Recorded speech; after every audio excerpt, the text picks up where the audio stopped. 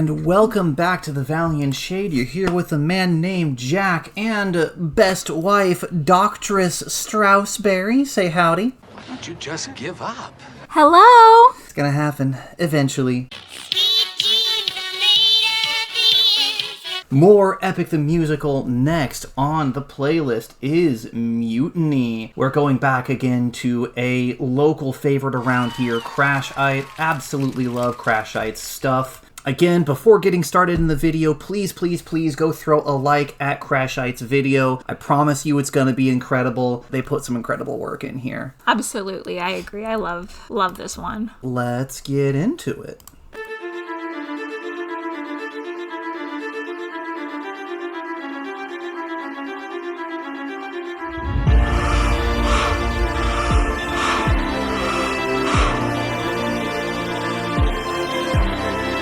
Tell me you did not know that would happen. Say you didn't know how that would end. Look me in the eyes and tell me, Captain, that you did not just sacrifice 6 men. Yes, I did that. We gotta stop here just to say, I love the reprisal of Luck Runs Out for this song, because depending on where you chop it, this is the point where Odysseus's luck did in fact run out. Well, nobody's perfect. And there was no way to get his entire crew through alive. People have died. That's what people do! And he had to pick a lesser of two evils kind of choice. Unless, of course, he had decided to use the sirens to sacrifice them to Scylla. Obviously.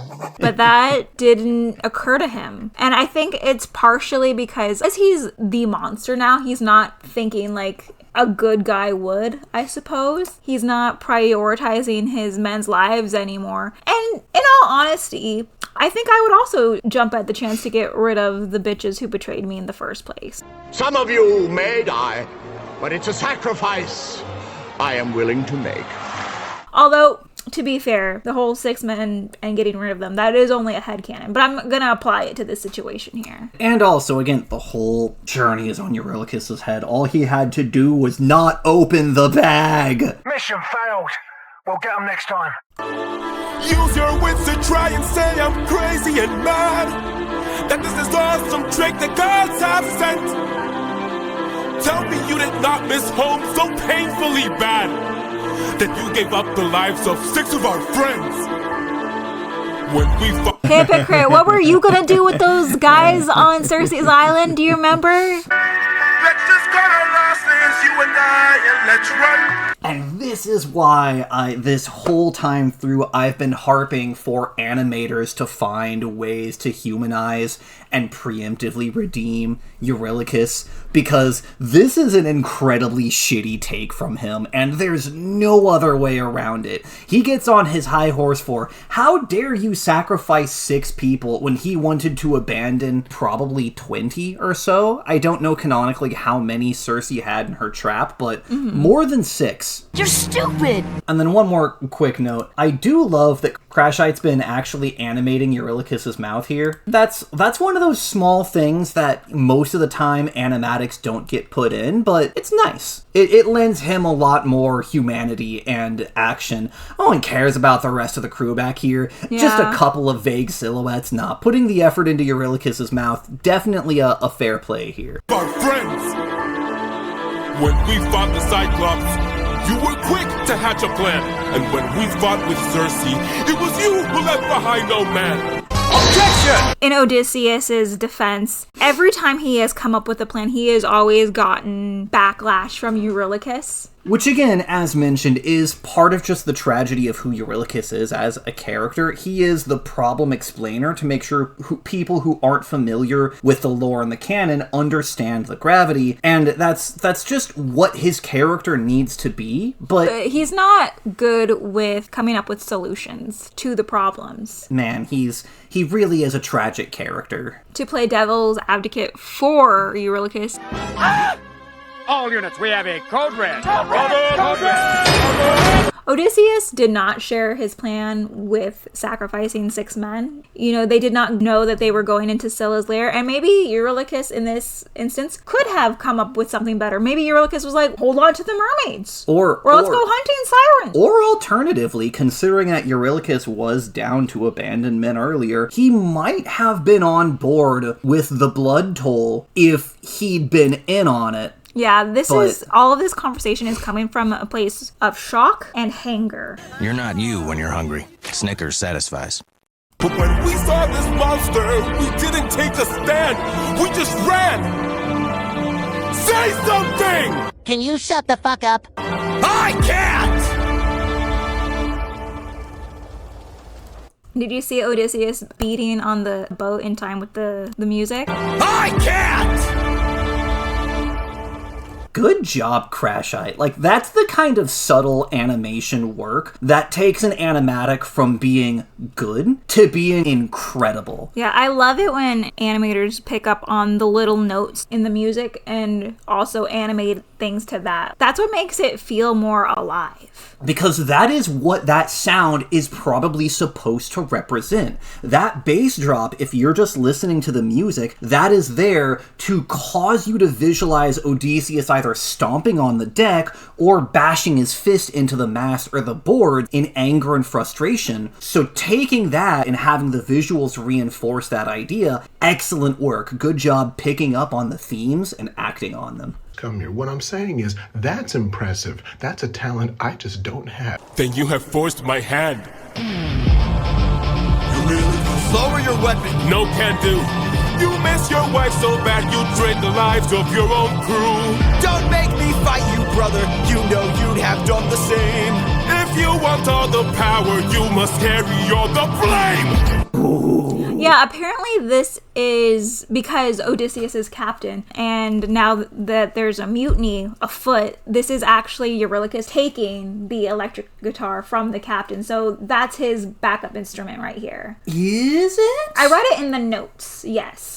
Is that Jorge confirmed note or fan theory? It's not a fan theory. I read it on the Wikipedia specifically for this. Because my interpretation of this was always the electric guitar is still Odysseus, but then you have the crew coming in Eurylochus, and you have those two instruments vying back and forth for control of the song. Odysseus also, whenever there are diegetic vocals, also uses the crew. And to justify what I was saying just a second ago, there's no reason why Eurylochus can't be the exact same, considering this is a mutiny and he is taking that power. I'm suddenly fascinated to know if that's Jay's intention for the metaphorical storytelling of the music. Because if it is, it's a cool bit. Well, because this is also, when the electrical guitar is being used, that's usually when Odysseus is hatching up some sort of plan. Whereas for Mutiny, Eurylochus is the one planning a mutiny. So I think that fits. Eurylochus.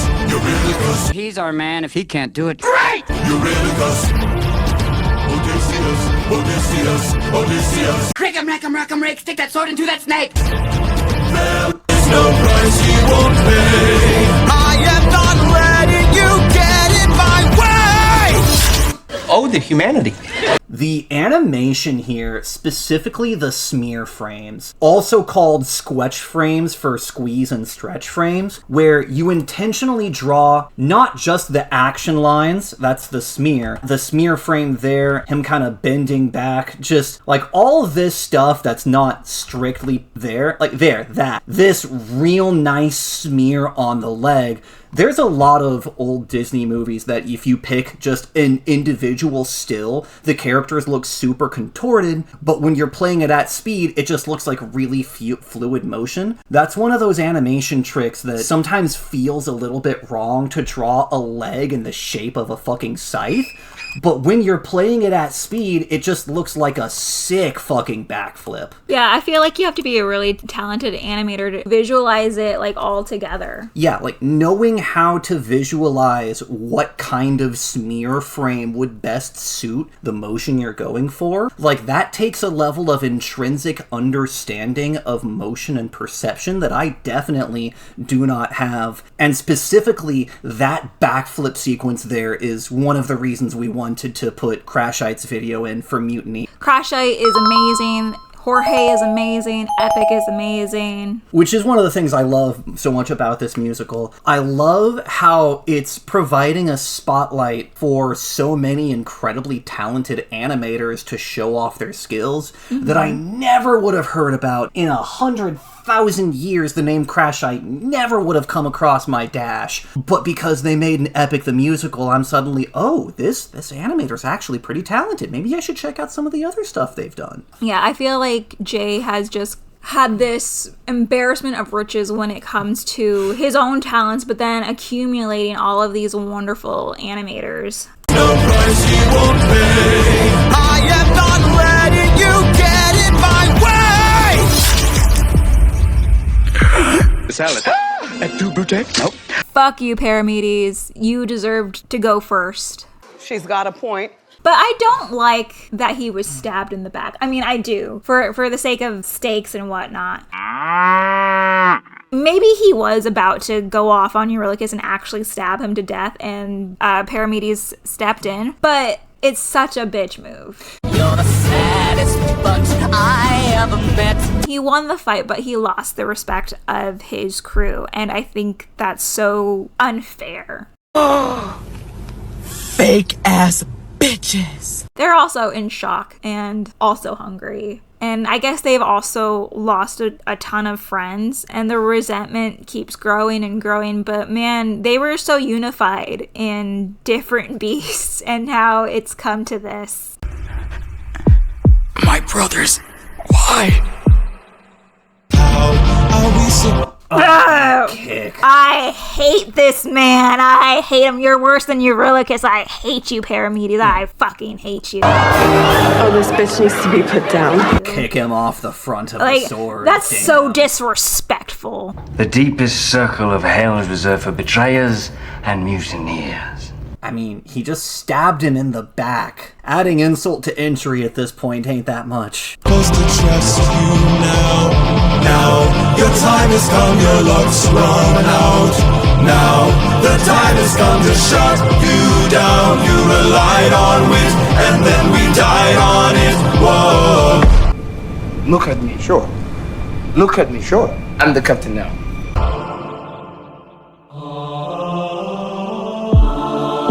I've been waiting for this moment. I don't like these characters. I am on Odysseus' side from here on out. Don't worry. You don't have to dislike them for much longer. Wow. This song is so complicated. I don't know if it's one of my favorites to re-listen to because I hate having to think about Odysseus being betrayed. This can be a tough song to listen to sometimes. It is very effective. It sets out what it's, trying to do. It makes you feel betrayed with how suddenly that stab in the back comes. Yeah. You who I called brother, how could you have come to hate me so? Is this what you wanted? Which, musically, his epic vocal solo, I am not letting you get in my way, and then just immediately cuts the music as he's stabbed in the back. It is very sudden, sharp change in the music, like getting stabbed in the back. Death to all of them. Musically, it feels like a betrayal. My head. Where are we? Dad, I don't know about this. You're doing great, son. Some island, the first one we found, it's bursting with cows. Just roaming around begging us to eat. So much meat and hunger is so heavy. You do realize that lunch is the most important meal of the day, but it's just a theory. Eurylochus, babe, buddy, pal. You are without doubt the worst. What the fuck happened last time you found a bunch of clearly domesticated animals that aren't afraid of people, just vibing? I'm a pancake. I'm a pancake. I'm a pancake. I'm a pancake. It is painful what is about to happen because these mistakes easily could have been avoided. You're a spineless, pale, pathetic lot, and you haven't got a clue. But I will say say one thing that I would love to hear from this song is an extension between Odysseus passing out. Because one thing I saw from a person, Kissu Doodles or something like that. Kissu. I'm cutting that out. But yeah, there is I've seen some clips of the mutiny thing that they are currently working on, and there were moments where Eurylochus immediately regretted Odysseus getting stabbed and was doing the best he can to patch him up. Which shows up in this animatic as well. Odysseus's wound is bandaged. His men did put him back together to make sure that he didn't bleed out. But I think it's important to also see those moments and that worry. I don't know what kind of audio you'd have for it. I would like there to be dialogue. Conversation leads to HPV. It's like, get him a medic immediately. We can't let him die from Eurylochus. I think we still need to have those brothers in arms moments and not just have them be assumed off screen. We don't want him to lead the ship, but we're also not about to let him die. We're going to maroon him here on the island instead, Captain Jack Sparrow style. Oh, Jesus, take the wheel. This statue, the god of the sun, don't know where it's from, but here's where we found all these cows to hunt. Now, right in front, and hunger is so heavy. Hunger is so heavy. CEO of Angry. I'm fucking starving, Swig! What did you eat today? I ate nothing! Nothing! So I would probably also have to cut a hoe if I'm this hungry. I've been 5 minutes overdue for hungry, and I've tried to snap your head off. I get it. You get it. Anyone who has missed a meal understands hunger. It's like there are people who go their entire lives without missing a meal, and if you've done that, it's easy to misunderstand what hunger does to you. Please stop saying my name. If you've never been hungry like that, I would challenge you to just delay your normal meal time by a couple hours. That's just not a 30 day. minutes. And just see how quickly your body starts to demand sustenance. It is incredible and terrifying the things that hunger will do to a person. I don't blame Eurylochus for getting hungry. Okay, you see the statue, right? You see the cows. Put it together, because there were no kind of visual hints in Polyphemus's cave, right? However, we do have those visual confirmations within the lyrics themselves, and then also in the animatics. So Eurylochus is a dummy-dum. My guess is no one's ever loved you before. As I mentioned before, basically every time Eurylochus makes a decision, it's the wrong decision. Failure is your destiny. It is so heavy. Please don't tell me you're about to do what I think you'll do. Odie, we're never gonna get to make it home. You know it's true. You disrespect yourself and your nation. You don't know that's true. This is the home of the sun god. Okay, did you see when Eurylochus sings that line, you know that's true? That feels so insidious. I think he's just given up hope. But play the line, like watch his expression right there. Okay. Odie, we're never gonna get to make it home. You know it's true. I don't know how I feel about that. Like, it makes Eurylochus look a little smug about that fact. Wipe that smirk off your face! I like it because I hate Eurylochus, but if I'm also trying to sympathize with him, I kind of hate him a little more because of that. I think you can interpret the smile however you want to, and I don't necessarily know what the intention with that is. Like, it could be like a wry smile, it could be weary, but it looks smug to me. Then wipe that disgusting grin off your face. Well, any fucking time, sweetheart. Sir, I'm trying, sir. Your interpretation is fair and valid. I interpret that as a full-on copium smile. We're gonna die, man. Come on. You don't actually think that we're gonna get home. Eurylochus is kind of a bitch face. I don't know. It's just like, get in, loser. We're going hunting. You don't know that's true. This is the home of the sun god. I'm starving, my friend. But if you kill his cattle, who knows what he'll send. So the body language here is also really beautiful. It's about to get even more beautiful, but I love the emotional struggle in Odysseus trying to break free from these rope ties here. And not just that, but this is also where and when he stands up. He's physically standing up because he is taking a stand for the crew's best interest, even though they just stabbed him and tied him to a pillar. All right, that's it. Dishonor. If he didn't care about them, he could just let them kill the cattle, be tied up, and then when Zeus or Apollo gets there, he could say, yeah, my crew betrayed me, tied me up, killed your cows, and then sailed off that way. He could shrug all of the blame onto their shoulders and just let Zeus kill them.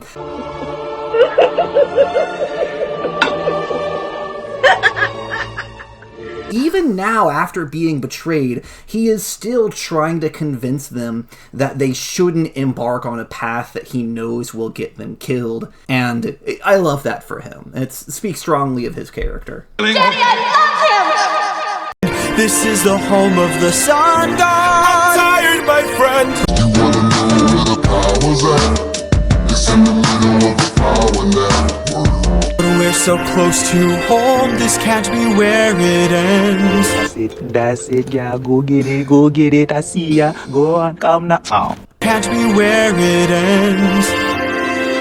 How much longer must I suffer Please now? don't do How this. much longer must I push I through need doubt? to get How home. much longer must I go about really my must. life like this when people die like this? Whoa. Your intellect is as weak as your dollar. Jay's vocals there, just the soft floatiness of the... Please don't do this. Much longer must I push I need to through get doubt? home. Much longer must I go? It's so emotional and vulnerable. He is begging. That is a king begging. I have to see her. You like to make me back, yes, you like it. You like to make me back, you do. You like to make me back, yes, you like it. You like to make me back, you do. And here's the thing, Odysseus at this point has already explained what's going on with the sun god and the cows being tight-knit. This tail is mine and it's mine and it's mine forever. And Eurylochus is deciding that he doesn't care about any of that.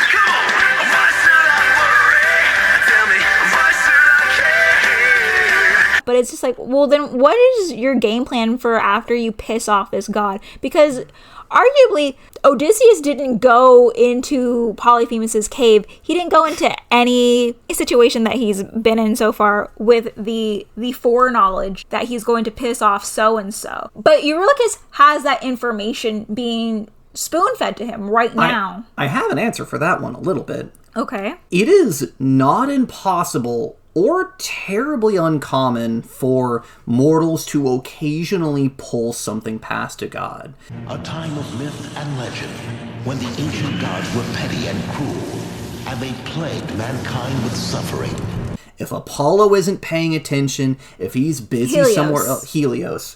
If Helios is busy partying somewhere, he's got his chariot up in the sky. If no one is paying attention to this exact island at this exact moment, it is feasible that they could kill one cow and get away before anyone noticed it's missing, and he's desperate enough to take that gamble because, he would rather take that gamble than do what he thinks is a known die of starvation on the boat. Either you risk a god's wrath, or you're gonna die of starvation. He doesn't feel like he has any other choice, even knowing what he does. Don't try to pull one over on the gods. Are you stupid? Are you stupid? Have you been a part of this conversation? Have you been a part of this crew the entire time, Eurylochus? Don't forget how dangerous the gods are. Do you know how many deities are paying attention to your crew specifically? You guys they all have bets. When do you think they're going to make it home? In 10 years? No. 20? No. Give it 15? No. How about 40? Do I hear 40? That would be a great bonus piece for the actors to come together and do an additional bit of just the gods, as you said, laying bar bets for what you think is going to happen. Of course they're watching this. This is the Greek equivalent of a sitcom. Yeah, the gods are eating this up. But this was a hell of a twist, because we are weak to a power like this. What was it? A woman. What? How much longer must we suffer now?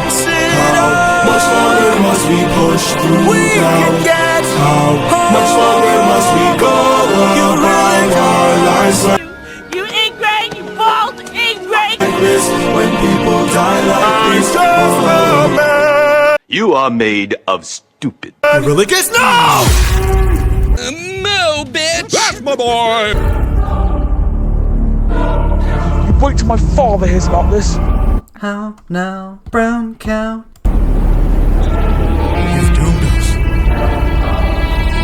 You've doomed us all, Eurylochus! Captain? First they're sour, then they're sweet. But I want to punch Eurylochus in the face for the way that he has the audacity to put the captain hat back on Odysseus right there. The moment something goes wrong, he's like, oh shit, Captain, how do I fix this? Whop whop! Man, it does kind of have the energy of the child that insists that they know how to do something, Teen and the parent rebellion. says, okay, I'll let you do it, and they try it, and the moment something goes wrong, they immediately look back to mom and dad like, oh, how do I fix this? Yeah, to specify what that is, what that situation is, it's a kid trying something spicy for the first time, and then they look back at mom and dad, oh my god, how do I fix this? I need ice cream, I need milk, help, mom. You don't fix it, you suffer it. We need to get away from this island now! The actual J notes for this scene was that Odysseus unties the ropes. I think him just breaking the ropes with a sudden burst of adrenaline strength makes more sense, because if he could just untie them at any point, why did he wait until then? Yeah, I agree with that take. We need to get away from this island now! Grab an arm with all the strength your arms allow!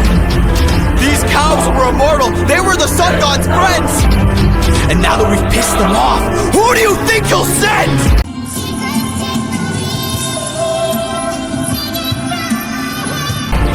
Full speed ahead! Full speed ahead! Faster! Full speed ahead! Faster! Full speed ahead! We're too late.